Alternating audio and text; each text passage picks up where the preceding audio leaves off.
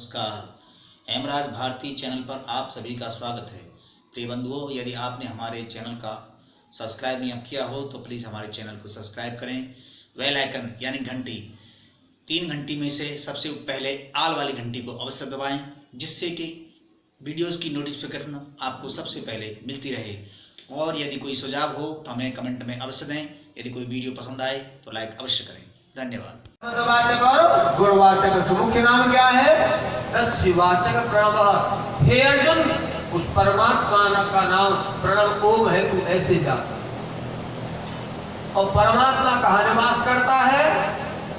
इस बात को तो बहनों, ये बाजे वाले शराब पीने वाले जो गीत गाते हैं ना, तेरे पूजन को भगवान बना मन मंदिर आली, आप नाराज तो नहीं होंगी जो ना कहे तेरे पूजन को भगवान बना मन बिहारी जी को आलीशान। दिखाते हैं क्या? फिर टोकती क्यों नहीं हो? पैसा लेना, बिहारी जी बताया आलीशान गिराए मंदिर। थोड़ा चिंतन, मैं खंडन करने नहीं बैठा बहनों, आप विचार करो। अगर हमें सच्चाई को जाना हो तो हमारा पतन हो। तो परमात्मा सर्वव्यापक है, कोई ऐसा स्थान नहीं जहां परमात्मा नहीं है। अच्छा, अब निराकार साकार की बात आती है। आप और चिंतन करेंगे, पर साकार का अर्थ क्या होता है? आकार सहित। मैं भाषा विज्ञान का बड़ा पंडित नहीं हूं, यहाँ बड़े बड़े पढ़ाने वाले गुरु बैठे हैं। क्योंकि उस साकार का अर्थ क्या है? आकार, यही अर्थ बनेगा। और जिसका आकार है वो सीमित हो गया, और परमात्मा असीम है। फिर चिंतन करो, परमात्मा मूर्ख नहीं है। परमात्मा ज्ञानान मुक्ति, दर्शनकार कहते हैं बिना ज्ञान के मुक्ति नहीं हो सकती। दुखों से बचा नहीं जा सकता। आपको ज्ञान ही नहीं है तो दुखों से कैसे बच जाओगी? आपको ज्ञान है कि मैं सासू मां से कड़वे शब्द कहूंगी तो घर में अशांति पैदा हो जाएगी। आप ज्ञानी हैं, आप घर को स्वर्ग बना सकते हो। ज्ञान नहीं है तो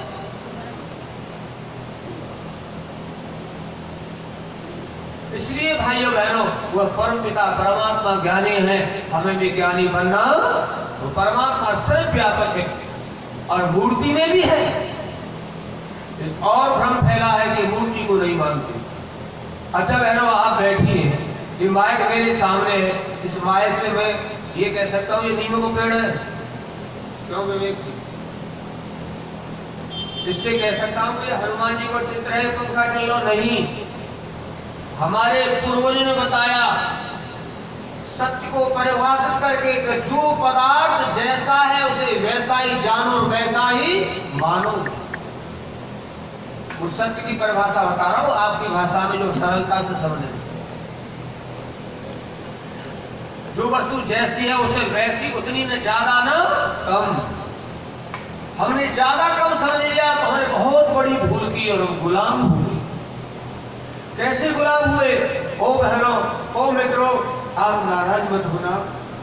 अगर मुझसे गलती हो जाए तो मैं, आप जो दंड देंगे मुझे दंड स्वीकार है। ओ मित्रों, ऐसी भूल हो गई, ये सुंदर सी बगिया, ओहो कैसे उजड़ गई। ये सुंदर सा देश, बगदाद शहर जो गुजरात था, अमेरिका में उजाड़ा था, ये सुंदर सा शहर था। वहां के लोग आंखों में आंसू भर के भागते थे जब कौन सा था, सद्दाम ने मारा था। ऐसा प्यारा सा देश कैसे उजड़ गया मित्रों? हमारी भूलों के कारण।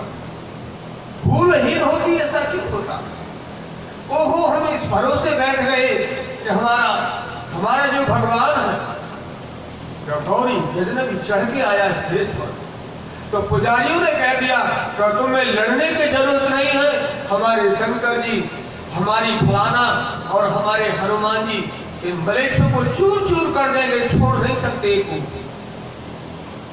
और तुम्हारे यहाँ एक मंदिर है सोमदेव, सब जानते हैं, उसी से तक ही है। सीता जी भी खड़ी है, राम भी बैठे और हनुमान जी दरवाजे पे खड़े हैं, और सीता के कुंडलों सब झाड़ के ले गए। पर हनुमान जी बोले, लक्ष्मण, वो तो खंडन नहीं कर रहा, सच्चाई कह रहा हूं। अच्छा, मुझसे ईर्ष्या आपको बहनों, अमर उजाला वालों से लड़ो, समाचार पत्र वाले, इसमें छुपा।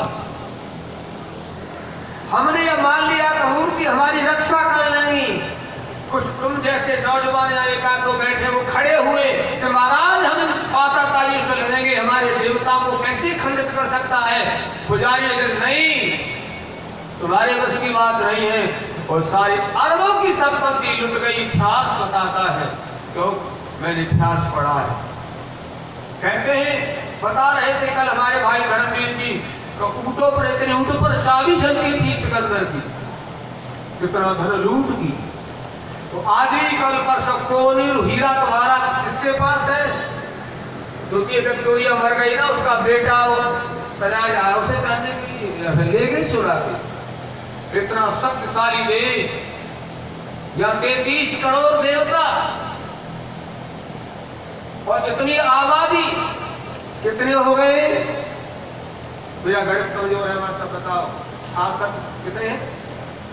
बोल दिया करो भाई, तो मैं इतनी देर से बोल रहा हूँ तो इतना बोल दिया करो, तो उत्साह बढ़ जाए। एक एक ईंट मारते तो दब के मर जाते। हम कहाँ चले गए? देश लुटता रहा, जो देवताओं को प्यारा देश था ये, वो देवता चले कहाँ गए तुम्हारे? ये प्रश्न आपसे पूछता हूँ, मुझे बता देना जब आपको उत्तर मिल जाए। ये हानि हो गई मित्रों। हमें अपने घर में भगवान राम, भगवान कृष्ण, माता सीता, कौशल्या, कैकेयी, सुमित्रा और रानी सुलभा आदि के, और झांसी की रानी के, ऐसे वीरों के और बहादुर माताओं के चित्र घर में रखने चाहिए। फिल्मी गुंडों के नहीं, एक्टरों के नहीं, और क्षमा चाहूंगा मैं क्रिकेट वालों के भी नहीं। ये कोच को टीवी पर देखा, कोच कौन बढ़िया खेल सकता है कि रात को महिलाओं के साथ 2 बजे तक रंगरेली मनाए, उसके बाद सो जाए तो अच्छी उसकी प्रगति होगी। ये मैंने स्वयं टीवी पर देखा, मेरे मित्र ने दिखाया, गुरुजी आओ देखो क्या देश हो रहा है। कई वर्ष हो गए, वार्ता चल रही थी। एक व्यक्ति था अशोक बहादुर, उसका नाम भूल रहा हूँ, उसने विरोध किया कि नहीं मैं जल्दी सोऊंगा, ये इस बात मुझे विश्वास नहीं करता। वो संस्कारवान बेटा था, कोई आप जैसी माता का बेटा था, कोई उसने स्वीकार नहीं किया था। वो शायद जाट परिवार से, उसे आप कहोगे भी एक वर्ग की विशेषता कर दी, लेकिन जिस वर्ग का उसका नाम तो लिया जाता है, वो अच्छा व्यक्ति सबका होता है, एक का नहीं होता, एक जाति का न विशेष का, महापुरुष सबके होते हैं। इसलिए हमें अपने घर में, क्योंकि जब चित्र को देखते हैं ध्यान होता हो, महाराणा प्रताप ने देश राष्ट्र के लिए घास की रोटियां खाई, आपके स्वाभिमान जागे। ऐसा सोचोगे आपके घर में कोई संतान पल रही है तो बहादुर बनेगी।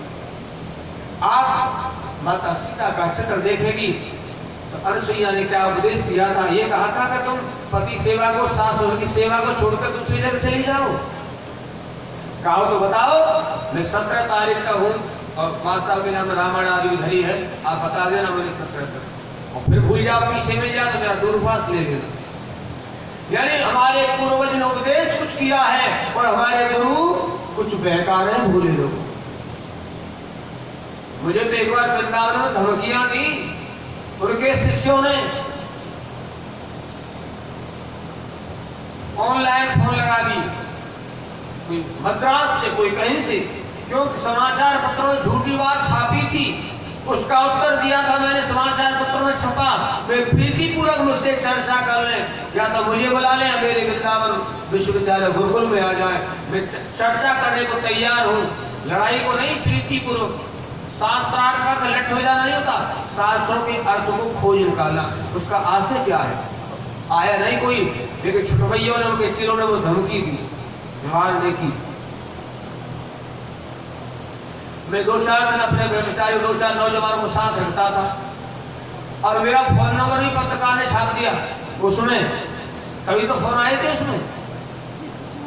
इसलिए भाई और बहनों, हमसे भूल हो गई और प्यारा सा देश लुट गया किस अंधविश्वास में कि भगवान राम, भगवान कृष्ण, लक्ष्मण जी सब बाण छोड़ेंगे तो सब मार देंगे, रावण मार दिया तुम्हारी क्या चलते।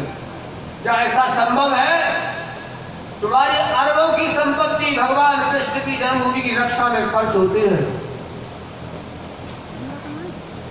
500 पता नहीं कितने पुलिस वाले भाई लगे रहते हैं। अगर उन 1000 व्यक्तियों को ड्यूटी हटा के कहो भैया घर जाओ बैठो, तो 5-5 गैया पालो और 1-1 लाख रुपया सरकार वेतन देगी, तो कई लाख कितनी गैया पलेगी और बताना। और कथा में बोलते बोलो गोपाल कृष्ण की, बोल दो जय, जब आप थोड़ी जय बोल लेंगे, और सब भैंस पाल है। बोल रहे गोपाल कृष्ण की जय। तो मैं कह रहा था बहनों, ऐसा सुंदर सा देश हमारी मूर्खता से, अज्ञानता से उजड़ गया। इसलिए हमें जड़ क्षेत्र का ज्ञान होना। तो मैं कह रहा था संसार में 3 पदार्थ अनादि, ईश्वर, जीव, प्रकृति। ईश्वर का मुख्य नाम क्या है? ओम। संबंधवाचक और गुणवाचक उसके नाम है बहनों। उसका स्वरूप क्या है? सच्चिदानंद, सत है, चित और आनंद स्वरूप। अच्छा, सत्य ज्ञान हो गया परमात्मा को हमें। परमात्मा से दूरी व अज्ञान की दूरी। जैसे हम किसी नेता से मिलने जाएं, तो भाई धर्मवीर जी चल के जाएंगे, वहां बैठ गए, वह समय की दूरी है, पर्ची देंगे, 1 घंटे बाद मिलेंगे। भाई और लोग लाइन में लगे हैं, इसमें बात क्या? सही बात। लेकिन ये दूरियां परमात्मा में नहीं है। लेकिन तुम्हारे जो पुजारी हैं, वीआईपी लोगों को दीर्घा में दर्शन होते हैं, पैसा लेकर गरीबों को धक्के लाकर मर जाते हैं वृंदावन में। क्या परमात्मा केवल मंदिर में रहता है बहनों? सर्वव्यापक नहीं है। परमात्मा सब जगह है, सर्वव्यापक है। मूर्ति में भी है, लेकिन मैं तो मूर्ति में नहीं हूं। ये जीवात्मा अल्पज्ञ है, एकदेशी है, केवल शरीर में रहता है। परमात्मा सर्वदेशी है। मूर्ति परमात्मा तो है, मैं नहीं हूं। लेकिन दर्शन का होंगे या दोनों निकट होंगे, तो मैं भी अंदर हूं और परमात्मा भी अंदर है। तो हमारे पूर्वज कहते हैं कि प्राप्त को छोड़ के अप्राप्त की इच्छा करता वो मूर्ख है। जैसे भूख लगी है, भोजन तैयार है, नहीं साहब मैं तो वहां करूंगा। अच्छा, भूख का समय है, भोजन का समय तैयार भी है, तो हमारे पूर्वज क्या कहते थे? जो प्राप्त को छोड़कर अप्राप्त की इच्छा करता है वह व्यक्ति अज्ञानी है। जरूरी में मिल जाए भोजन, इसलिए कर लेना चाहिए। तो जहां दोनों रहते हैं तो वहीं दर्शन होंगे, लेकिन दर्शन अज्ञानी को नहीं हो सकते। तो परमात्मा ज्ञानी है, तुम भी ज्ञानी बनो। परमात्मा न्यायकारी है, तुम भी न्यायकारी हो। परमात्मा दयालु है, तुम्हारे अंदर उसके गुण आने चाहिए। जब परमात्मा के पास बैठोगे तो उसके गुण आएंगे। जल के पास बैठोगे शीतलता आएगी, अग्नि के पास बैठोगे तो उष्णता आएगी, और जड़ के पास बैठोगे तो जड़ता आएगी। वृंदावन में बहुत सारे लोग अतिथि इस समय आ रहे हैं, मैं नहीं मिलता, फोन भी आ रहे हैं। गुरु जी हमारा ये बालक है और हमारा बैग रखा है, हम बिहारी जी के दर्शन करने जाते हैं। उनका 2 बिहारी, किसके दर्शन करोगे? या 2 बिहारी मेरी नजर में, अरे कौन से? एक बिहारी तो वो है तुम्हें भोजन की पूछी है, तुम्हारे बिस्तर की तैयारी है, तुम्हें जल पिल नाश्ता की पूछी। वो बिहारी तो एक टांग से दिन भर खड़े रहना, गुना के को बेटा बैठ जाओ, तुम्हारे जीव कट जाए तो जुना के को बुलेगो फलाना, कह नहीं सकते। किंतु बहनों इस अंधविश्वास में, लेकिन उल्टा खुद लगा लीजिए, बिहारी जी का मैं खंडन कर रहा हूँ। हमें भगवान कृष्ण के अनेक प्रकार से नाम ले लेकर मंदिर बनाए। मुस्लिम शासन काल में मूर्तियां खंडित कर दी। अरे भले आदमी बढ़िया से बना के रखे, ईमानदारी से बताओ, ऐसे मोह को तो हनुमान जी के भक्त बनो, और बंदर जैसे मोह को घर में छोड़ा है जाए तो ब्याह कर दोगा कोई? इस पर चर्चा फिर करूंगा, ये विषय नहीं है मेरा आज का। इसलिए परमात्मा सर्वव्यापक है, ईश्वर से केवल अज्ञान की दूरी है। एक उदाहरण से समझे। एक व्यक्ति रेल में यात्रा कर रहा है और जा रहा है मिलने के लिए। उदाहरण गांधी जी का देते हैं कि साबरमती जा रहा है व्यक्ति रेल में गांधी से मिलने के लिए। रेलगाड़ी आगे बढ़ गई, एक व्यक्ति पूरा वहां से गाड़ी में चढ़ा और उसकी बगल में बैठ गया। आगे स्टेशन आया, गाड़ी रुकी, जो व्यक्ति साबरमती जा रहा था गाड़ी बैठकर प्यास लगी से उतर गया गाड़ी से, पानी पी लूं, और बगल में जो व्यक्ति बैठा था वो भी उतर गया। देखा, उस व्यक्ति को देखते ही पुलिस आ गई, वहां पुलिस ने घेर लिया। उस व्यक्ति ने आश्चर्य से पूछा कि भाई ये व्यक्ति कौन है? कब तुम नहीं जानते, कब मैं तुम्हें नहीं जानता। ये महात्मा गांधी है। इससे तो मिलने जा रहा था, अब नहीं मिल सकते, पुलिस का घेर आ गया और उनकी कस्टडी में आ गए। और बहुत बिजी लाइफ है, वहां बड़ी सभा हो रही है। और किसकी दूरी थी मित्रों? उसे पड़ोसी को पता हो जाता है, बगल में बैठा बुड्ढा यही महात्मा गांधी है। उसे ज्ञान होता तो महात्मा गांधी से खूब बातें कर लेता। किसकी दूरी हुई? अज्ञान। तो परमात्मा में स्थान की दूरी नहीं है, समय की दूरी नहीं है, केवल अज्ञान की दूरी है। इसलिए महर्षि कणाद ने कहा ज्ञानान मुक्ति, बिना ज्ञान के मुक्ति नहीं हो सकती। अब मुक्ति किसे कहते हैं? छूटने को। किसे छूटने को? जिससे तुम छूटना चाहते हो। किससे छूटना चाहते हैं? दुखों से। मुक्ति में मरना नहीं है, ये भी अगर गलत समझ लिया तो मोक्ष मर के होगा ना। जीते जी हम दुखों से छूटने का अभ्यास जब हमें हो जाए तो जीते जी हम परमात्मा के सुख का आनंद, यदि साधना बढ़ जाए हमें, हम सिद्ध बन जाए। अच्छा, यहां भी धोखा है। एक बहुत बड़ा साधु आया, सा बड़ा तपस्वी है, जंगल में अग्नि इधर। नमस्कार, हेमराज भारती चैनल पर आप सभी का स्वागत है। प्रिय बंधुओं, यदि आपने हमारे चैनल का सब्सक्राइब नहीं किया हो तो प्लीज़ हमारे चैनल को सब्सक्राइब करें।